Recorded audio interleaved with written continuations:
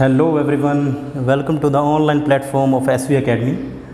आज का जो हमारा वीडियो है वो 8th क्लास से रिलेटेड है। Subject social science, political science, chapter number 3, why do we need a parliament. हम ये पढ़ रहे थे कि रोल क्या है पार्लियामेंट का, हमारे यहाँ पे पार्लियामेंट किस तरह से वर्क करती है, पार्लियामेंट के अंदर कौन कौन सी पार्टीज होती हैं, किस तरह से जो पार्लियामेंट के इलेक्शन है वो होते हैं और क्या क्या प्रोसीजर होता है। तो अब यहाँ पे हम थोड़ा सा डिस्कस ये कर रहे थे कि रोल क्या है पार्लियामेंट का। देखो, पार्लियामेंट के अंदर 2 हाउसेज होते हैं, आपको पता होगा।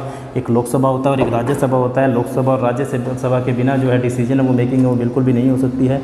तो उनके बिना यानी कि जो सिस्टम है वो चल ही नहीं सकता है। लोकसभा जो है वो उसके through he council of minister बनती है और सारा का सारा इलेक्शन संभालती है। तो ये सिस्टम यानी कि इस तरह से चलता है। अब हम बात करते हैं result of the 16th Lok Sabha elections मई 2014, मतलब 2014 के अंदर जो 16 लोकसभा इलेक्शन हुए थे, जिसमें नरेंद्र मोदी की पार्टी फर्स्ट टाइम जो बीजेपी की पार्टी में यानी कि नरेंद्र मोदी जो है प्राइम मिनिस्टर बने थे। अब इसके अंदर आपको पता है कि टोटल 552 सीट्स ज़्यादा से ज़्यादा हो सकती है, but at the present time 545 seats हैं, जिसमें से 2 सीट्स डायरेक्टली इलेक्ट होती हैं प्रेसिडेंट द्वारा जो एंग्लो इंडियन कम्युनिटी से बिलोंग करते हैं। बाकी बीच में रहेगी 543 सीट्स। और इसका प्रोसीजर है, आपको फुल मेजॉरिटी अगर पावर यानी कि गवर्नमेंट बनानी है तो फुल मेजॉरिटी गवर्नमेंट बनाने के लिए 50+1 सीट का होना ज़रूरी है। लाइक अगर 543 में से अपने 2 को डिवाइड करेंगे तो 273 के आसपास आएगा। अगर 273 सीट जिस पार्टी को मिल जाती है उसकी फुल मेजॉरिटी से गवर्नमेंट बन जाती है। बट ये party can't able to take the 273 seats, तो उसको कोलिएशन गवर्नमेंट बनानी पड़ती है, मतलब अदर पार्टी से उसको सीट लेनी पड़ती है, तो उसको हम कोलिएशन गवर्नमेंट भी कहते हैं। तो हम बात करते हैं 2014 में जो इलेक्शन हुए थे उसमें पॉलिटिकल पार्टी कौन कौन सी थी, पहले उनकी बात कर लेते हैं। अगर हमें बात करें कि भारतीय जनता पार्टी जिसको बीजेपी कहते हैं अभी है, कम्युनिस्ट पार्टी ऑफ इंडिया जिसको सीपीआई कहते हैं, communist party of India, Marxist CPM, और लेफ़्ट राइट जो पार्टियां हैं, इंडियन नेशनल कांग्रेस को आईएनसी बोलते हैं, और Indian Congress party, nationalist Congress party जो एनसीपी है, ये पार्टियां थी। इनके अंदर इन्होंने टोटल पार्टिसिपेट किया था, जिसमें भारतीय जनता पार्टी जो थी उसको डायरेक्टली 282 सीट मिली थी, जो फुल मेजॉरिटी से गवर्नमेंट इसलिए बना पाई थी।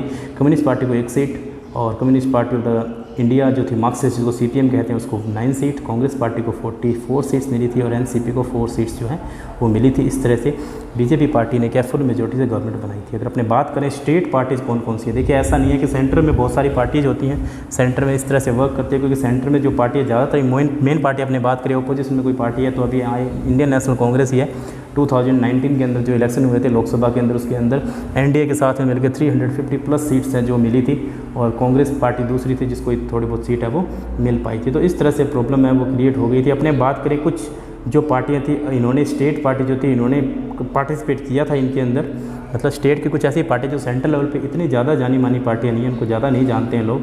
सो उन पार्टियों के बारे में थोड़ा डिस्कशन करते हैं जो स्टेट के अंदर, जैसे आम आदमी पार्टी है जो दिल्ली के अंदर, आपको पता है कि अरविंद केजरीवाल की जो पार्टी है आम आदमी पार्टी, उसने सेंटर में जब चुनाव लड़े तो उनकी 4 मेंबर जो थे एमपीज बने, मतलब मेंबर ऑफ पार्लियामेंट बने। ऑल इंडिया अन्ना द्रविड़ मुनेट्रा कैजगम पार्टी जो थी उसको 37 सीट्स आई। ऑल इंडिया तृणमूल कांग्रेस जो आपको पता है ममता बनर्जी, वेस्ट बंगाल के अंदर जो पार्टी उनको 34। All India United democratic front 3 seat. आपको ये इतनी पार्टियाँ सुनने को इसलिए नहीं मिलती हैं, उसका रीज़न है कि ये पार्टियाँ क्या है साथ में शामिल हो जाती है किसी एक पार्टी के साथ में, जैसे एनडीए बना लिया तो उसके साथ में शामिल हो जाती है, और बीजेपी के साथ में उनको यानी कि पार्टी है वो एक साथ मिलकर काम करती है। अब अपने बात करें बीजेडी, बीजू जनता दल जिसको 20 सीट मिली, इंडियन नेशनल लोकदल जिसको INLD बोलते हैं 2 सीट्स, IUML जिसको Indian union Muslim league 2 seats, Jammu and Kashmir people democratic party 3 seats, Janata Dal secular 2 seat, Janata Dal United 2 seat, और झारखंड मुख्यमंत्री मोर्चा JMM 2 सीट्स, जन लोक शक्ति पार्टी 6 सीट, राष्ट्रीय जनता दल RJD जिसको कहते हैं उसको 4 seat, SP Samajwadi party Akhilesh Yadav की मुलायम सिंह यादव 5 सीट, शिरोमणि अकाली दल जो पंजाब के अंदर है 4 सीट, शिवसेना मुंबई के अंदर उद्धव ठाकरे 18 सीट, तेलंगाना राष्ट्रीय समिति TRS 11 seat, Telugu DSM TDS 16 seat, और अदर रीजनल पार्टी को 7 सीट, जो रजिस्टर्ड अनरिकॉग्नाइज्ड पार्टी जिनको हम नहीं जानते 16 सीट, और इंडिपेंडेंट 3 सीट मिली थी। टोटल ग्रैंड टोटल हो गया 543, जिसमें अकेली बीजेपी को 282 सीट आई थी। इस तरह से बहुत सारी पार्टियाँ जिनको हम नहीं जानते हैं, जो स्टेट लेवल पर रीजनल बेस पे यानी कि वर्क करती हैं ऑन द ग्राउंड लेवल, जिनके बारे में हम नहीं जानते हैं, जो पार्टियाँ किसी न किसी पार्टी के साथ में शामिल हो जाती हैं। तो मैंने आपको बता दिया कि जो मेजॉरिटी फुल मेजॉरिटी से पावर में कैसे आती है सरकार। Use the table alongside to answer the question below. Who will form the government and why, कौन फॉर्म करेगा? बिल्कुल बीजेपी फॉर्म करेगी गवर्नमेंट को, because with the full majority of power government बनी है। एमपी चाहिए 273, जिससे फुल मेजोरिटी बन जाती है, चाहे कितनी भी पार्टियां खड़ी क्यों ना हो इलेक्शन के अंदर, हमें तो सिर्फ 50+1 पार्टी की यानी कि जो सीट है वो चाहिए। और है who will be the present discuss in the Lok Sabha, वो आपको पता है प्रेजेंट किसके लिए डिस्कशन के लिए प्रेजेंट है, लोकसभा में जो बीजेपी पार्टी यानी कि जो जीती है। In the process similar for what have you read about 7th class, 7th class में हमने इसके बारे में क्या पढ़ा था? 7th क्लास में अगर अपने डिस्कस करें तो हमने सिर्फ इनके कॉन्स्टिट्यूशन के बारे में पढ़ा था, क्या क्या एमएलए की जो एमएलए हैं वो क्या क्या रोल है उनका, उनके बारे में पढ़ा था। अब जो फोटोग्राफ है वो 28 नंबर पेज पे शो करता है। 28 नंबर पेज पे 1962 के अंदर जो इलेक्शन हुए थे, हम बात करते हैं 1962 में जो इलेक्शन थे वो क्यों, जो इलेक्शन के अंदर पार्टिसिपेशन था किया गया था, जिसमें 1962 में हेल्ड हुए थे, जो आपको आंसर करता है बहुत सारी चीज़ों की, तो क्या क्या चीज़ें इसके अंदर हुई थी और क्या क्या चीज़ें इंक्लूड थी इसके अंदर। और 3rd लोकसभा इलेक्शन हेल्ड हुए थे 1962 में। Use the photograph to answer the following question, उस फोटोग्राफ को आप देखें और उसके बाद में आंसर करें। पेज नंबर 28 पे है, उसको जो इलेक्शन हुए थे इसके अंदर दे रखा है 28 के अंदर। इलेक्शन जो है ये देखिए, election result of the Lok Sabha का जो इलेक्शन हुआ था ये देखो, इलेक्शन के अंदर कौन कौन सी पार्टी है, इसको कौन कौन, वेस्ट बंगाल के अंदर कितनी सीट्स हैं, जैसे कि अपने राजस्थान है तो राजस्थान के अंदर 25 सीट्स हैं लोकसभा की राजस्थान के अंदर 25 सीट है। आपने बात करें देखिए, आंध्र प्रदेश में 43 थी, 34 कांग्रेस को आई थी, असम के अंदर, फिर बिहार, गुजरात, केरला, मध्य प्रदेश, महाराष्ट्र, अपने राजस्थान में 22 में से 14 सीट्स है वो जीते थे। ये 1962 की बात है। But if you talk about at present 25 seats है हमारी लोकसभा की राजस्थान के अंदर। Which state has the highest number of the MPs in the Lok Sabha, UP Uttar Pradesh के अंदर सबसे ज़्यादा एमपीज हैं, 77 एमपीज हैं। Why do you think so, ऐसा क्यों है? क्योंकि वहाँ पे बहुत सारे स्टेट हैं और बहुत सारे एमपी, जो वो बहुत बड़ी जनसंख्या वाला एक स्टेट है। विच state has the least number of the MPs in the Lok Sabha, देखिए जम्मू कश्मीर के अंदर शायद बहुत ही कम एमपीज हैं, 40 के आसपास एमपी है। बट अब प्रेजेंट में बात करें तो वहाँ पे तो वो जो स्टेट है उसकी पावर नहीं रही है, वहाँ पे वो यूनियन टेरिटरी उसको डिक्लेयर कर दिया गया है। विच political party has won the most seat in the all seats, कौन सी पार्टी ने सबसे ज़्यादा सीटें जीती? सबसे ज़्यादा सीटें भारतीय जनता पार्टी ने जीती हैं। Which party do you think will form the government to give reasons why, देखिए बिल्कुल सिंपल सी बात है कि फुल मेजोरिटी ऑफ पावर से भारतीय जनता पार्टी है। ये तो सिंपल सी बात है कि भारतीय जनता पार्टी ही राज करेगी, क्योंकि 273 सीट की ज़रूरत थी। अगर अपने बात करें 50+1 में, तो सिंपल सी बात है उसी पार्टी की सरकार बनेगी। अब हम बात करते हैं result of the 15th Lok Sabha election जो हुए थे, जो 2009 में मई में हुए थे, उनके बारे में बात करते हैं। क्या क्या सीटें आई थी, कितनी कितनी सीटें मिली, अपने बात करते हैं। तो बहुजन समाज पार्टी जिसे बसपा कहते हैं उसको 21 सीट्स मिली थी। भारतीय जनता पार्टी बीजेपी को 160 सीट मिली थी। कम्युनिस्ट पार्टी सीपीआई को 4 सीट मिली थी। मार्क्सिस्ट पार्टी जिसको सीपीएम कहते हैं उसको 16 सीट मिली थी।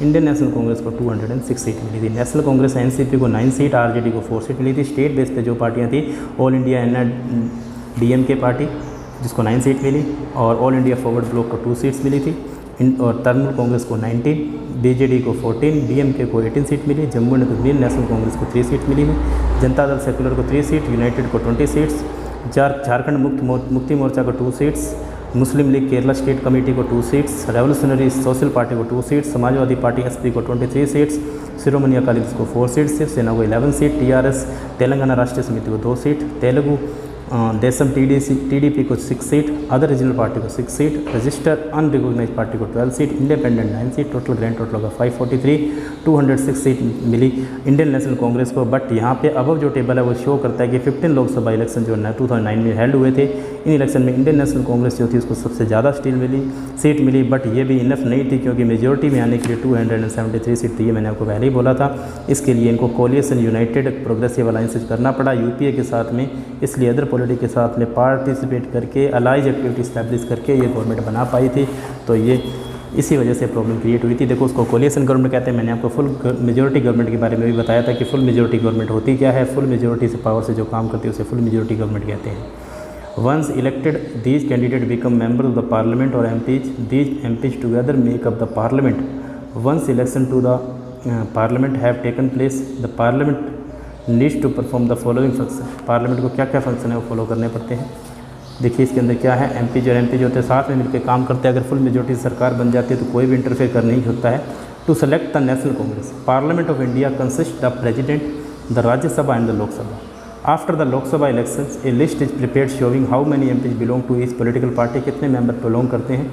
पॉलिटिकल पार्टी जो है वो गवर्नमेंट बनाती है। You must have a majority of election MPs since there 543 में से 2 एंग्लो इंडियन होते हैं, वो नॉमिनेटेड होते हैं बाय द प्रेसिडेंट। मैंने आपको बताया था लोकसभा के अंदर फुल मेजोरिटी के लिए कम से कम हाफ से एक ज़्यादा होनी चाहिए, मतलब कि 273 सीट जरूरी हैं। जो अपोजिशन पार्टी थी 2009 के अंदर, वहाँ पे वो पार्टी को सीट नहीं मिल पाई थी इतनी, इसलिए वहाँ पे मेजोरिटी पार्टी जो होती है, मेजोरिटी पावर में आने के लिए 273 सीट चाहिए। अगर उतनी नहीं है तो कोलिशन फॉर्म करना पड़ता है। तो जो लार्जेस्ट अमंग ये जो पार्टी थी, अपोजिशन पार्टी थी, उसको कोलिशन स्टैब्लिश करना पड़ा। One of the most important function of the Lok Sabha is to select the executive. The executive you read in first chapter, आपने पढ़ाई है। एक जो ग्रुप है पर्सनस का, वो साथ में काम करता है, इंप्लीमेंट करता है लोगों को। जो एग्जीक्यूटिव है ऑफन क्या है, उनके बारे में गवर्नमेंट के साथ में काम करते हैं। जो प्राइम मिनिस्टर है इंडिया का, वो लीडर होता है रूलिंग पार्टी ऑफ लोकसभा का, वो हेड होता है। एमपीज के साथ में मिलकर काम करता है वो पार्टी से। प्राइम मिनिस्टर जो होता है वो वक्त काम साथ में मिलकर सबके साथ काम करता है। उसकी सारी पावर उसके पास में होती है इम्प्लीमेंटेशन की और जो है पोर्टफोलियो डिसाइड करने की। तो ये फंक्शन उनके हाथ में होते हैं, हेल्थ, एजुकेशन, फाइनेंस से रिलेटेड। ऑफन टाइम्स जो रिसेंट पास्ट जो डिफरेंट सिंगल पॉलिटिकल पार्टी है वो मेजोरिटी में आती है।